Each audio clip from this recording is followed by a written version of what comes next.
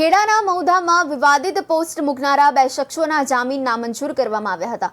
આ ઇસમોએ સોશિયલ મીડિયામાં વિવાદિત પોસ્ટ કરતા કોમી અથડામણની ઘટના બની હતી। આરોપી ફારૂક શેખ અને તાહિર હુસૈન મલેક દ્વારા નડિયાદ કોર્ટમાં જામીન માટે અરજી કરવામાં આવી હતી। આ અરજીના અનુસંધાને સરકારી વકીલની દલીલોને ધ્યાનમાં લઈને એડિશનલ સેશન્સ જજ પીપી પુરોહિત દ્વારા બંનેની જામીન નામંજૂર કરી હતી।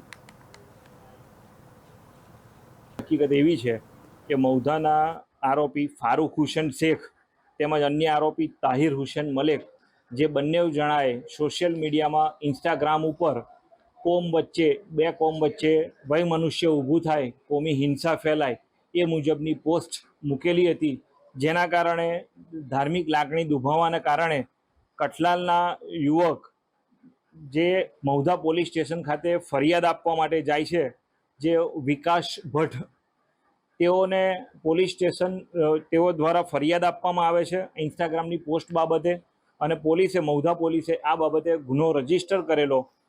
ત્યારબાદ આ કામના આરોપી ફારૂક હુસૈન શેખ અને તાહિર હુસૈન શેખ નાઓની જામીન અરજી મૌધાના જ્યુડિશિયલ મેજિસ્ટ્રેટે નામંજૂર કરેલી। હકીકત એવી છે